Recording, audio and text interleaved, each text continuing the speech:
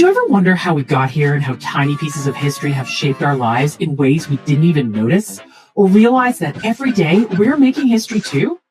I'm Sarah Dowd, and this is History for F***'s Sake, the podcast that dives into the untold stories that actually matter. My mission is simple: to get as many people as I can to love history. Our history. The big stuff. The overlooked stuff. Even the history we made yesterday. I want you to see history as part of our culture, our art, literature, films, performances, and realize that it's not boring. It's our muse. Each week, we'll trace big themes through everyday experiences, from actors breathing life into historical roles to authors rewriting the past for modern audiences. How film and TV reshape our view of what came before. Even our own failures? Yep, that's history too. So if you love history, culture, and everything in between, follow, subscribe, and share. Because together, we're all making history. For f***'s sake. It's 1975. Salem's Lot is published, and it's Stephen King's second novel. But suddenly, Dracula isn't in Transylvania anymore. He's moved into the neighborhood. But the roots of that shift go back across the Atlantic to Amicus Productions, where they were already exporting blood, terror, and repression across post-war Britain and into American cinemas. In this episode, we're going to be meeting and chatting with actor, director, film writer, avid Stephen King fan, and scream queen herself, Megan Tremethick, who is going to help us trace the Gothic horror trail through Amicus's cynical anthologies to Stephen King's suburban vampires. Together, we're going to unpack how post-war horror on both sides of the Atlantic helped audiences cope with trauma, paranoia, and everyday anxieties, from rationing to empire decline in Britain to Watergate and the Cold War paranoia of a post-nuclear society in the US. This is History for F***'s Sake at its most chilling, uncanny, and unsettlingly ordinary for Halloween this week, 2025.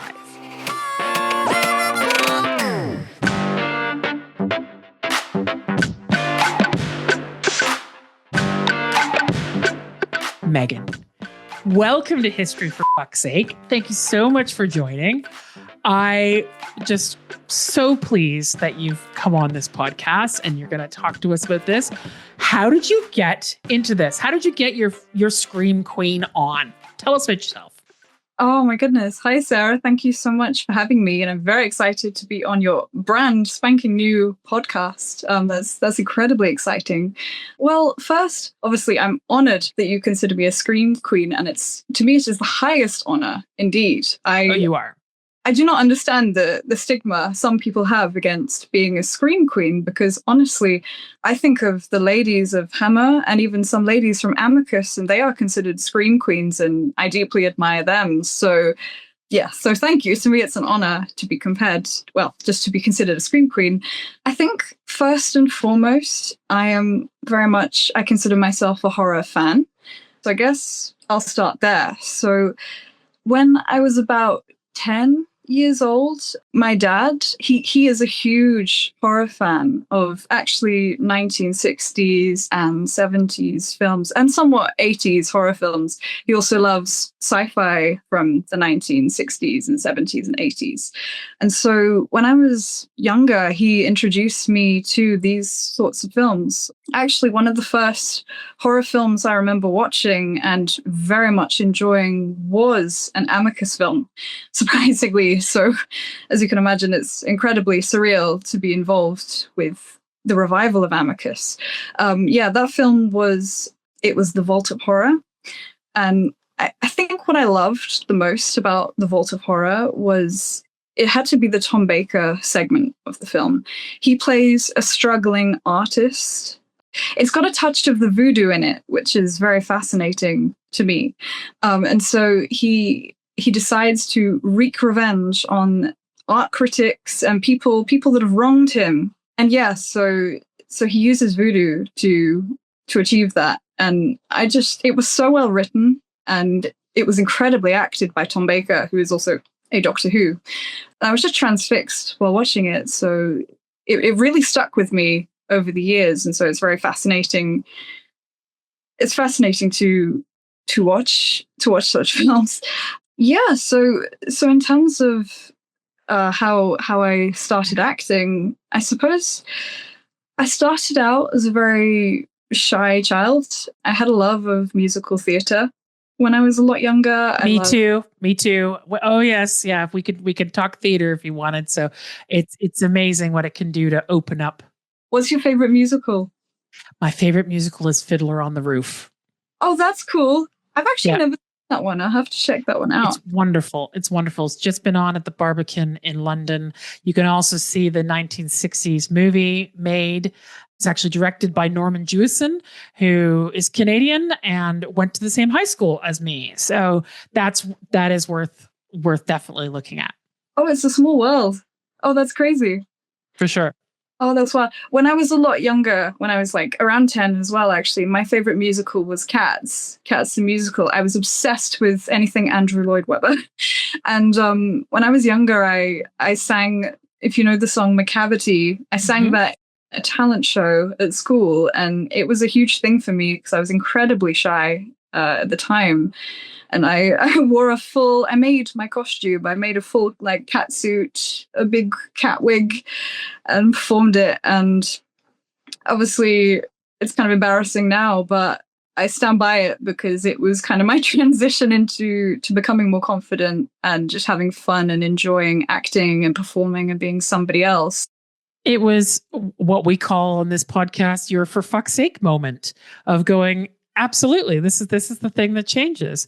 How did you go from, that moment in going, I love all of this to getting into the kinds of cinematic work that you're doing now? What was your story from there? Oh, well, I think after that, I started doing lots of community theatre type projects and school plays. It kind of slowly progressed throughout my youth. I was still a very anxious and kind of shy child, but I think I slowly, turned up the heat every now and then and tried to do more and more ambitious projects. And from theatre, it went to student films at the local university. I'm from Falmouth, so it's Falmouth University. So and started doing student films. Some of them were horror at the time, but I wasn't as focused. I just wanted anything, I just wanted to do any kind of performance and any kind of acting and creativity. And then I started doing independent feature films, some based in Cornwall, which is where I'm from, some when I was living in Bristol for a little while, I would shoot independent features there.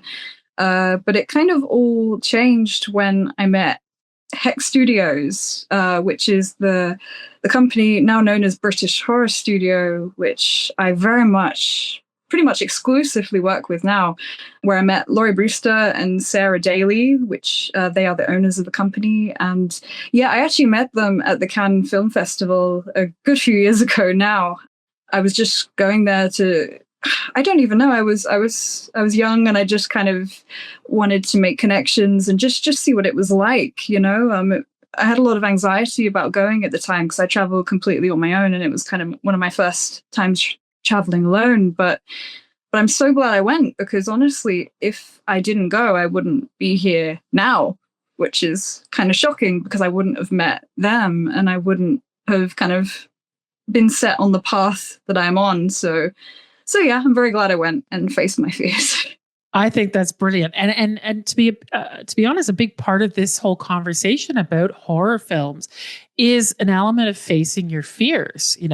People watch horror films, it doesn't fill them full of joy. Well, maybe some people fill them full of joy. It gives you a sort of psychological and sort of emotional release.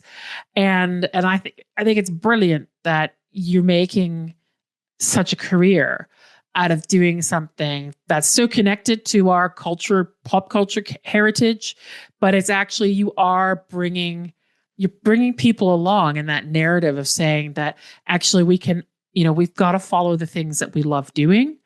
We've got to, there's amazing things that you can achieve even when you have anxiety. I myself, I have ADHD. I was only diagnosed with that earlier this year. And so I've spent a lot of my life masking a lot of anxiety and feeling, that I wasn't good enough. And when you actually sort of sit down and think about that and face it, particularly through sort of creative arts or, a love of whether it's sports or acting or painting or singing or making movies, these are all the things that allow you to sort of be your authentic self. And I think it's fantastic that you are being such a great example, particularly for other young people in Britain and the US to follow your dream, do something, and take that train to Cannes. And which, by the way, I'm very jealous. I've always wanted to go to the Cannes Film Festival, and I have never had the guts to go and do it. So I think you're inspiring me a bit. I was going to ask you, so this is the 50th anniversary year of the publication of Salem's Lot. Going to have you back next year to talk about the 50th anniversary of Carrie coming out as a film. But I wanted to know a little bit about your history with Stephen King.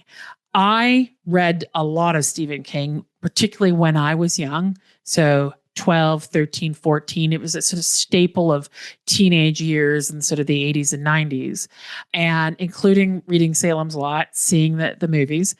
But what was your experience with it? I think that you are significantly younger than I am.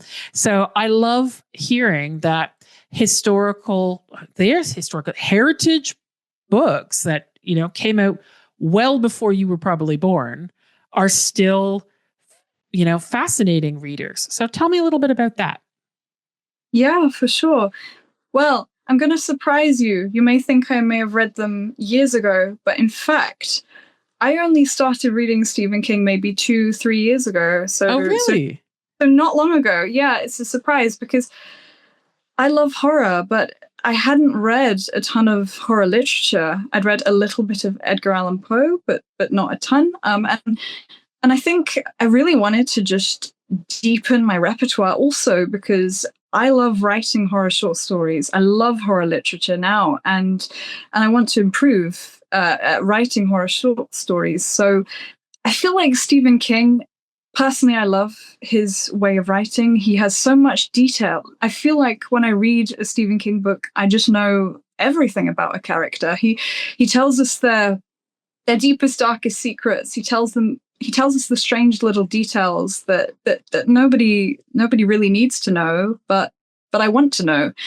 And so I just find him incredibly fascinating. And so as a writer, I wanted to learn from him. And so I kind of went on a Stephen King binge, I guess you could say, a few years ago. And I started reading, I think my first ever book that I read from Stephen King was Misery. It was around Christmas, I remember. And I read it in maybe 2 sittings. It was just so fast-paced. It was probably one of his more fast-paced novels, which maybe was a good entry way for Stephen King because some of his books are pretty chunky. But I just loved it. He's so good at writing horror, but he's also incredible at writing thrillers too. And he's so good at the psychology of humans, and I find that incredibly inspiring. And so one Christmas was just enthralled by Misery and kind of terrified at the same time. And I'd seen the movie before, but it didn't spoil it for me. Honestly, if anything, it made me kind of understand it better and just sink in the details. And the book is so much darker than the film. The film feels very much like a black comedy, but I would say there's a kind of gritty seriousness to the book, which I really appreciated. And I think if I'd have seen the film after the book, I maybe wouldn't have appreciated it as much. So that was the first book that I read. And then I read Carrie. I read Salem's Lot. I also read Needful Things, which is actually ironically quite a similar format to Salem's Lot. And it could be quite easy to confuse the two, actually, because they're both about towns, small towns that are very intertwined, and everybody knows everybody. Everyone knows everybody's secrets. And so I think they're both very, very similar to each other, but there's a very different kind of horror in each book. And so I don't know, I just love Stephen King's detail that he gives, because not a lot of writers feel that they're allowed to do that. And I'm glad that he does feel that he can, because it's incredible. Absolutely. And what I have always really thought King does very well is there's a couple common tropes. One, he actually talks about history quite a bit. So you referenced, Salem's Lot, the Marston House. He builds a lot of community and background to sort of telling the story. He builds a picture in your mind where you can see the kind of house, the Victorian house that he's talking about. You can see the young people. He often, the sort of the group of young children or preteens, etc., involved in his stories are often replicated in a number. So one of my first Stephen King encounters was Stand By Me, which was a film made based on Stephen King novella, and that's set in the mid 80s. But it was filmed in the mid 80s, but it was set in the early 1950s in Maine, and it's all about these four friends who go out in search of the body of Ray Brower, who has been hit by a train. And it's that coming of age experience that is the heart of that story. And I think that probably not by accident, but maybe through interpretation, Stephen King's really good at using our own understanding and context of our own histories, whether it's through small town America or whether it's by showing a post-apocalyptic world, whether that's through the world has ended through disease or nuclear holocaust or whatnot. He's really able to get into our mindset around giving us that background. So you feel like these stories are written very much from your own kind of personal understanding, personal context. It doesn't feel like it's like really a foreign experience when you're reading his books or seeing his movies. You've got this sense of normalcy. And I think that's part of the nature of his storytelling, that he makes you feel content and you can engage with that scene setting he's doing through the people, through the scenes, the setting, the background. You're able to see it in your mind and go, I get that I can see those houses. I can see that community. I can hear those people talking because it's part of something that I'm familiar with. And I'm saying that because I'm North American, but I suppose a question to you is, when you're reading Stephen King books or watching the films, you're from Britain, it's familiar to me. Does that have the same kind of resonance for you, or is it different? Yeah, no, to be honest, even though, of course, yeah, I am British, I think it does, because I grew up in a small town. Falmouth it's in Cornwall. It's in the very southwest of England, and it's a pain in the ass if you want to get a train to pretty. I know it.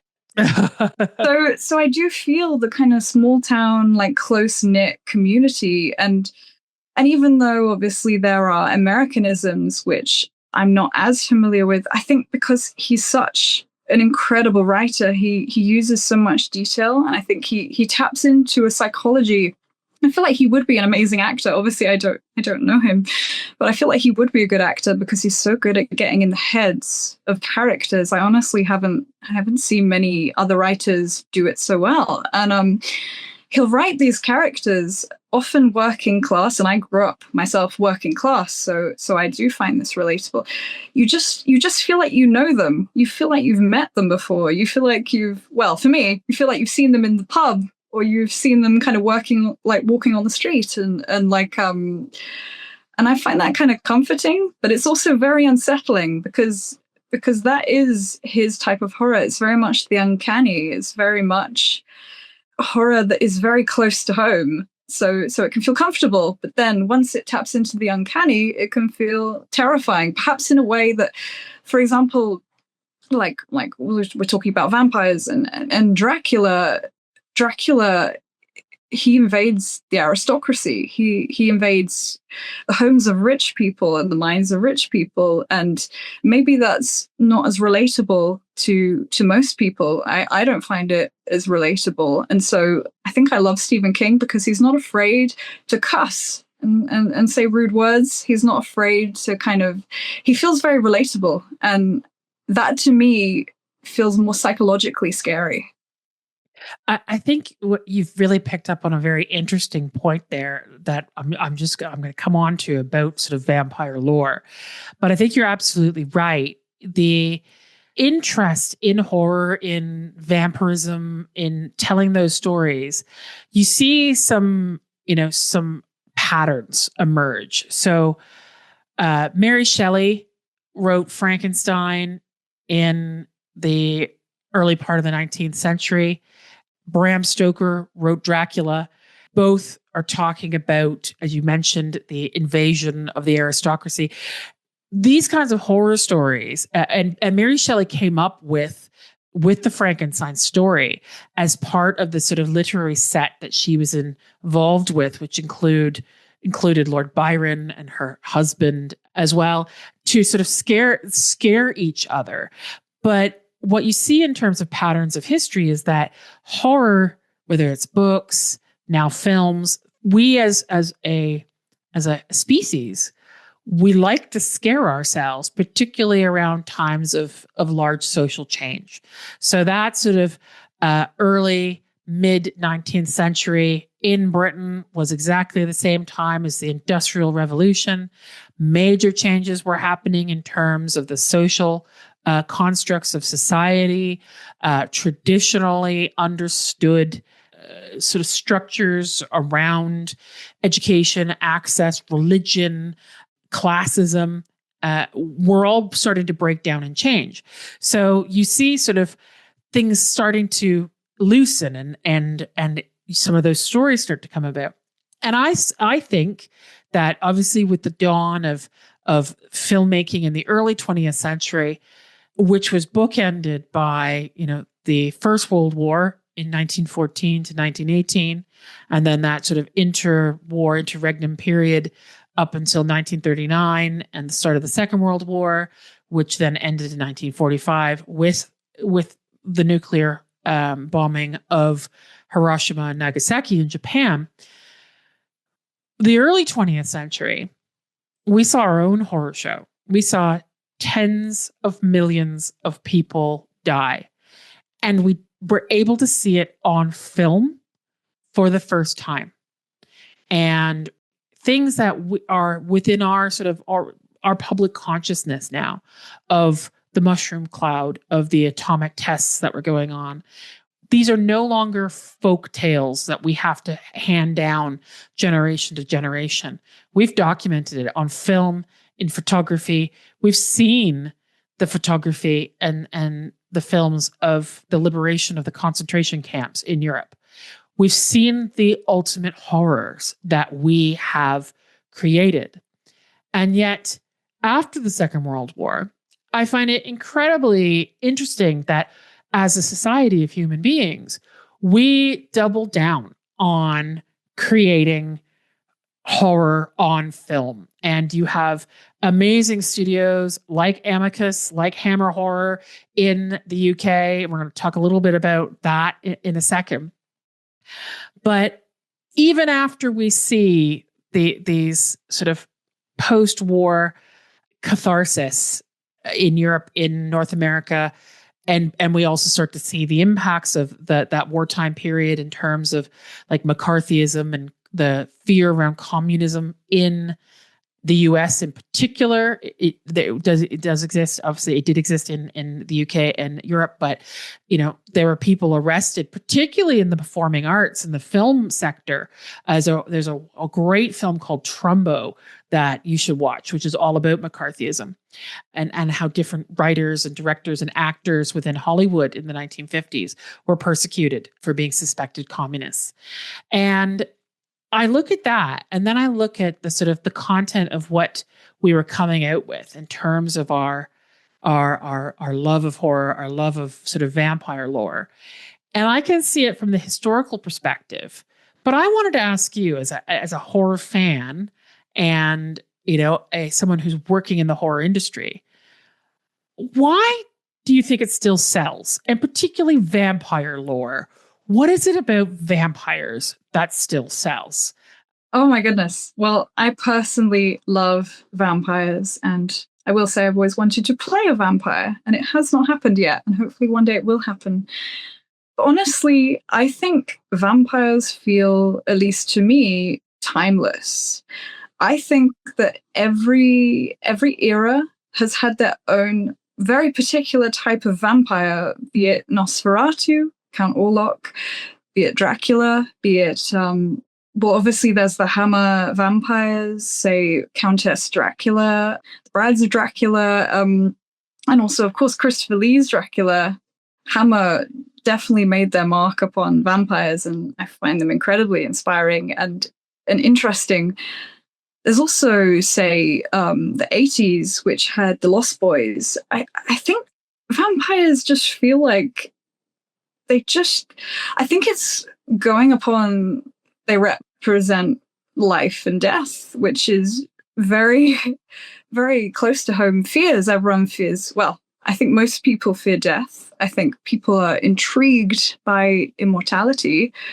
And there's just so much to cover with vampires.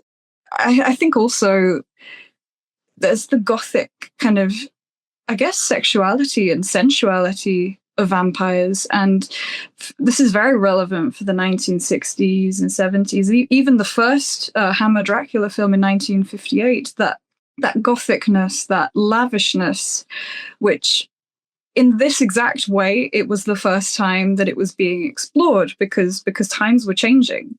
And I think people probably found that incredibly exciting. And they wanted to see, what had not been seen before. And I think that with vampires, because they are so timeless, that is always shifting to what is the more modern equivalent of that for our era. They do seem to always be changing, but often with that element of intrigue, mystery, seduction. They also represent the other, which is very, very fascinating. And so I think people just will always feel fascinated about what each new iteration of vampires have to offer, because they always feel different, at least to me, in some way as a horror fan. And so I'm always curious about what vampires and how they will evolve through different eras. And I look forward to how vampires might evolve in the future, because I feel like there is always untapped potential. There is always new ground, very much with this immortal being, as they are said to live forever. So I find that incredibly fascinating. I think that, when we're looking at Salem's Lot, and particularly in the film as well, Kurt Barlow, he looks just like Count Orlok. He looks Nosferatu. He looks like a version of Dracula, Count Dracula from different films. Very unlike the sort of Christopher Lee style of vampire. And one of the things I find really interesting is there seems to be two types of vampires in our sort of popular culture. There's those vampires that sort of take away, and it's about, stealing life, stealing children, turning things to their benefit. And then there's those vampires that actually and you see this a little bit, particularly in Bram Stoker's Dracula as well, that they're the kinds of vampires that empower people. So you see a lot of, women actually gain a sense of empowerment in these films and these books by being with a vampire. I don't know whether you watch the True Blood series or anything like that. There's a gender and a story to be told about vampirism as well, and this idea of gaining power through blood. There's a whole other academic discussion that could be had around vampirism and women's feminism, women's liberation, etc. But I was recently watching Amicus's Dr. Terror's House of Horrors, and great anthology. And the fifth story in that anthology, which by the way is also 60 years old this year. So everyone knows on this podcast, we're very much into what's our anniversary to tell our tales. And that particular episode starred Donald Sutherland, a wonderful Canadian actor. He was born in St. John, New Brunswick, which is where my dad is born. So I feel like, his son, Kiefer Sutherland, who was the lead in The Lost Boys. Kiefer was also the bad guy in Stand By Me as well. So there's these interrelationships. Fan as well, I must say. I loved Kiefer Sutherland in 24. He's brilliant. He's brilliant. So, a shout out to the Canadians involved in all of this. And I was thinking about that version of Amicus's vampire in that, and then looking at Stephen King's vampire, whether Kurt Barlow or others. And I wanted to know from you, they're very different. How do you see those differences? How do you think they come across, and why? Yeah, they do feel very different. The vampire in the Donald Sutherland segment of Dr. Terror's House of Horror, she feels very, very seductive, very glamorous, very reminiscent of Hammer horror films, which I also love and find terrifying, but in a different way. I love both styles, but I would say, at least to me, it feels like a very British way of telling. It's very gothic, very sensual and lavish. The femme fatale, which is a very fascinating female archetype. And I would say, actually, that segment, other than that, feels the most transatlantic, say American to me. I think it's because of Donald Sutherland's fantastic performance. His acting style, actually, sorry to go on a slight tangent, feels very different to the other actors' portrayals in, many Amicus films. Like you can definitely see the comparison from a British actor's performance to this American actor's performance. And I really like it. It feels really fresh and unique. Like you can see the naturalism in his performance, at least the interpretation of naturalism in the 1960s. And I think he feels very natural. And so actually it adds a layer of psychology and kind of grit, in my opinion, which feels slightly more American than, say, an Amicus film that had a thoroughly British cast. But I really like it. I think that kind of grit and psychology, and he's giving a very raw performance there. And I think it really nicely contrasts with the seduction and the slight lovable camp of the femme fatale vampire, who is also the other character. And also, I must say, I love in that segment that he's really selling it. He's giving this very intense performance. And then the character who would normally in these Dracula-esque stories be your Van Helsing, he turns to the camera, he breaks the fourth wall, and he says something like, "Oh, there's only room for one vampire here." And I just find that so funny, because to me, it was feeling like a kind of psychological, almost slightly like Salem's Lot film. And then he just breaks the fourth wall. And it's like, yes, this is an Amicus film. Love it. Absolutely. And, you really pointed out something that sort of ties back to what we were just saying about,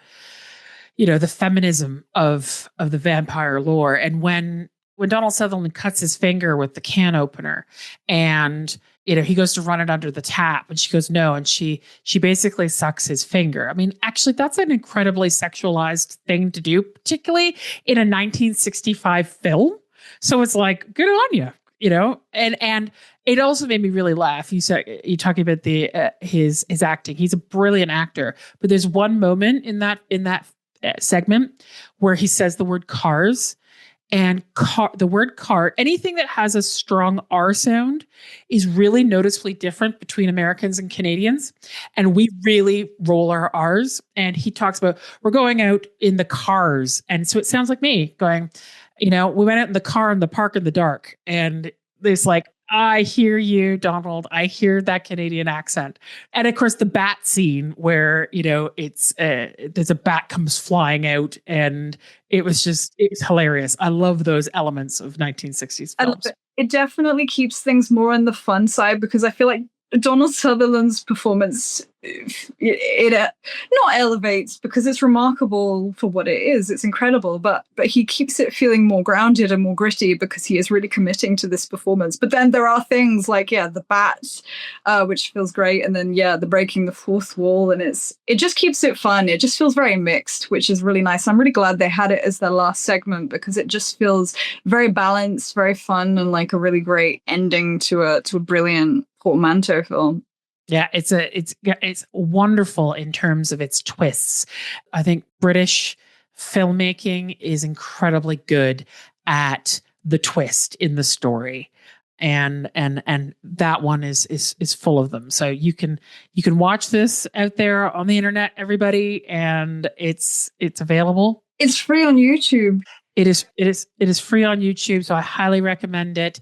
Dr. Terror's House of Horrors. And actually, this is a great segue to talk about the history of Amicus itself. So Megan here is involved in basically the resurrection. Let's use, another term, either biblical or, vampiristic. The resurrection of the Amicus film studios. And what I should say for our lovely listeners is Amicus is a really interesting story about how it was founded. It was founded by partners that included Milton Subotsky, who was an American of Jewish background, and he was a signaler in the Second World War. And what he specialized in was editing training videos, training films for the army. And in, I think it was 1962, you'll probably correct me, he set up Amicus at Shepperton Studios here in the UK. And they developed a sort of specialism in these anthology format, as you mentioned, portmanteau films, where you saw five or so segments of a wider film. And anyone who's a fan of like Tales from the Crypt or Stephen King's own Creepshow, these are all tried and true sort of horror genre sort of structures, and there was some amazing stories being told through that. So tell me a little bit more about the history of Amicus and how it went through the 60s and 70s in the UK. And then what are you doing now about it? Because I think this is a really fun part of the story.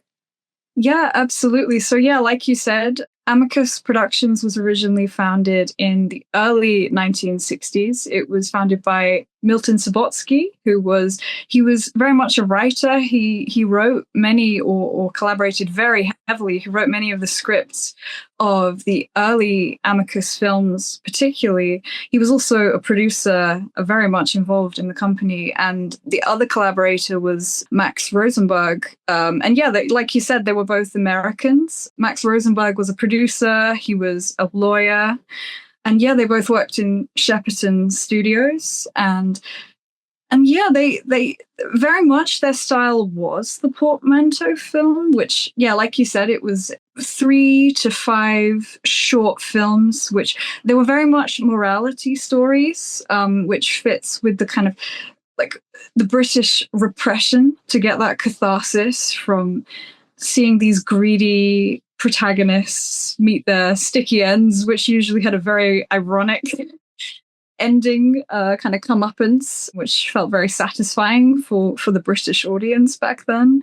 These films were also, they had a wraparound, which it's kind of like a segment which would continue throughout the entire film and loop and go in between each film, each short film, you could say.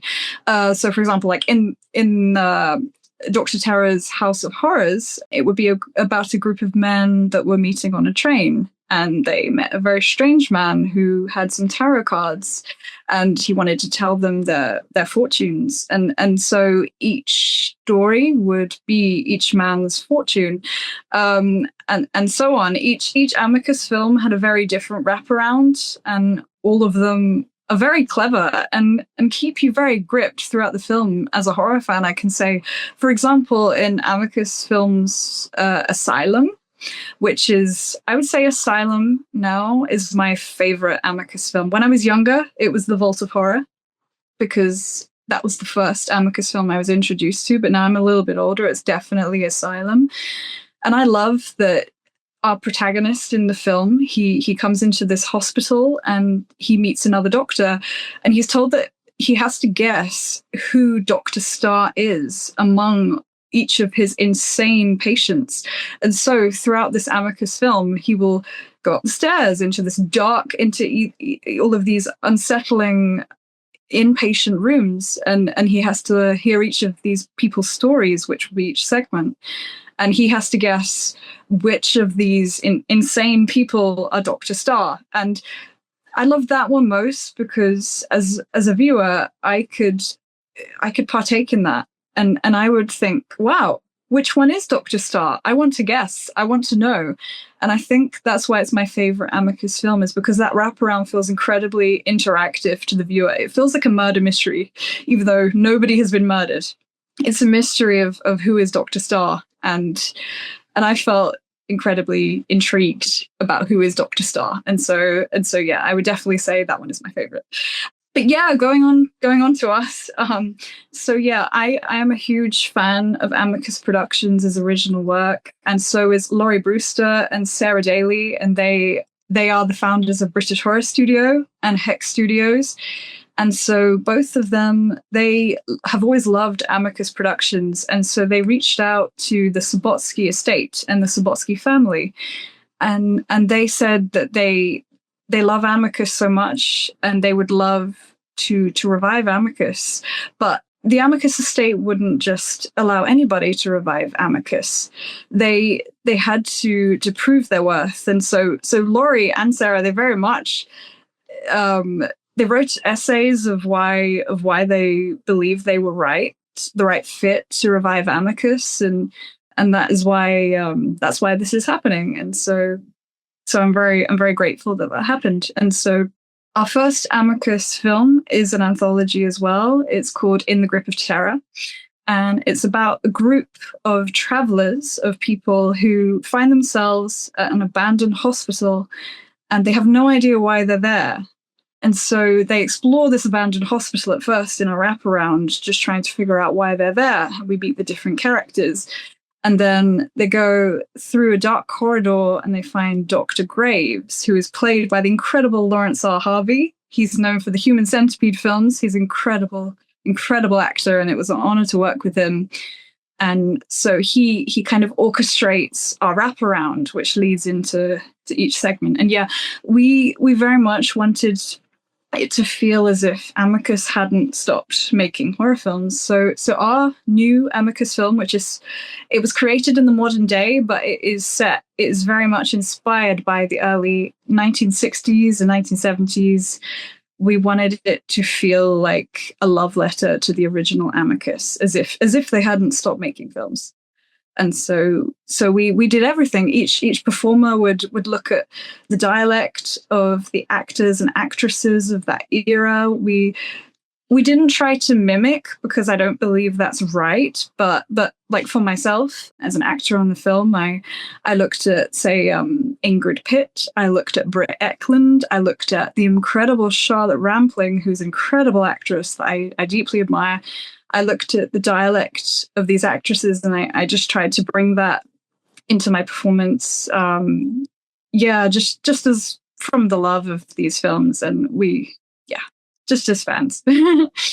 I think it's marvelous what you guys are doing. You are taking heritage filmmaking and bringing it into the modern day, but you're not rewriting it. You are, this honor that you're bestowing on that sort of 1960s and 70s experience. You are reinterpreting, yes, but you're also, showing the amazing sort of groundbreaking work that organizations, studios like Amicus was doing at the time. And I think, that's, you're making the filmmaking history of Britain accessible for younger people who were not even born then. And so in a sense, you are making history yourselves, but you're also making history more engaging. And history doesn't have to be, what you were learned at school. This is the history of filmmaking and horror producing in Britain. And that's as equally important as anything else that we might be discussing and be told is the thing that should be the most important to us. So I guess that sort of brings it nicely back around to sort of one of my last questions for you, which is, going back to Stephen King and talking about that context that he creates, that feeling of being in the community. It spends a lot of time, but, in Salem's Lot, it's about, outlining the characters who are in the book. There's a reference, there's often a lot of sort of children involved and sort of, fleshing out what that community looks like. Do you think that's part of why those books still work so well? And do you think that there's something similar to that in terms of what you're doing? I know you mentioned to me that you've got another project going on with Tygon that is very much about community folklore, things like that. And I think there's something in this about horror, scaring ourselves, coming up with challenging what seems to be familiar. What's your take on it? Yeah, no, 100%. I mean, when I first read Salem's Lot, I think because of the extensive detail of every character and how you would spend so much time with each character, it very much is a slow burn novel, which I really appreciated because I didn't even feel like a reader when I read Salem's Lot. I felt like a member of the town, to be honest with you. And it was very interesting kind of learning each character's secrets, learning the dark traumas that they experienced. And a lot of the horror of Salem's Lot actually isn't supernatural. It's incredibly human. It's through some of terrible situations that these human characters would experience and commit. For example, there's a character in Salem's Lot that's a little baby called Randy, I believe. And his mother actively abuses him, and he's just a baby. And it's very dark. It's very bleak. It was utterly shocking. This mother would abuse him, and she actually ends up accidentally killing him, and she discards his body in a dustbin. And then he turns into a vampire infant. And honestly, it was unsettling when he became a vampire, but honestly, I found it more unsettling to read about that abuse that he suffered. So very much for me, you feel, and also the Marsden house in itself feels like a character. So you kind of feel because in Salem's Lot, each character can kind of see the Marsden house from wherever they live, from wherever they are. Stephen King wrote that incredibly well, that it feels like the Marsden house is always towering over them. And I very much felt that as a reader and as a pseudo member of the town, that this darkness was kind of towering over the town. And yeah, I found that incredibly unsettling. And I think that stayed. And I think the detail and the psychology of Stephen King just brings that horror so much closer to home, whereas perhaps a less nuanced vampire film may not. And so feeling so relatable to it and feeling the humanity of everything, it just made it so much more unsettling. I think you've really touched on something there and it connects back to history and everything that we talk about on this podcast is actually what Stephen King is really good at is making you fearful of the things that are familiar. if you read or you even if you read it or see any of the recent film versions of it, everyone talks about it being Pennywise the clown, but you talk about Marston House. There's a foreboding and a fear in the familiar that comes with a lot of Stephen King books and films, and Salem's Lot is exactly one of them. One of the main characters is a kid. I think his name is Mike. And he sees both of his parents killed right in front of him. And he ends up being one of the heroes of this story of taking, he's a preteen and taking sort of active measure to be one of the people who wants to kill the vampire. And so that fear of loss of, the familiar, the family being taken away from you, I think that he's really good at exploring that in the characters in Salem's Lot. And I think what I certainly, when I think about Stephen King's wider sort of oeuvre, for lack of a better word, a bit poncy that, but it's actually what he's saying is, be frightened of the things that are familiar, kind of look to ourselves, look to our history, look to our own culture, because the scariest things that exist out there are the things we create ourselves. And when Stephen King was writing Salem's Lot, it's against the background of, the Vietnam War coming to an end. The disillusionment amongst American people around the Watergate scandal, which eventually led to the downfall of Richard Nixon, the US president.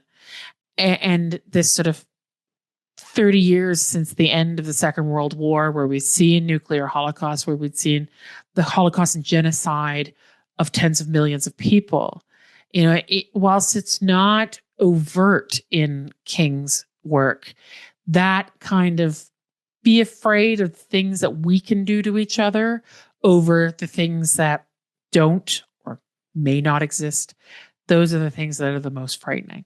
So, yeah, no, absolutely. I completely. Actually, one of the most unsettling things in Salem's Lot is how the protagonist suffers a great loss. His partner dies in a motorcycle accident, and this protagonist was the driver, Ben Mears. And he blames himself for her death, and this kind of haunts him throughout the book, just as much as the house that towers over him, the Marston house.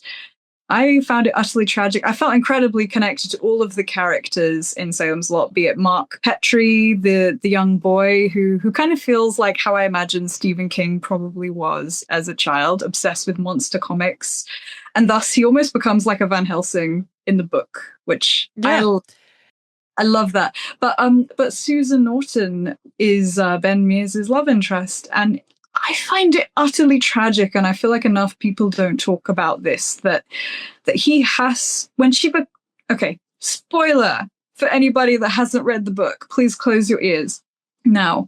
But she does turn into a vampire, and he has to be the one to stake her. And I find that tragic. That would psychologically mess any person up, because he blames himself for the death of his first partner, and now he has to actually kill his second love interest. And honestly, that is one of the most traumatic, tragic character arcs in this book. And yeah, that really stuck with me for a long time. So yeah.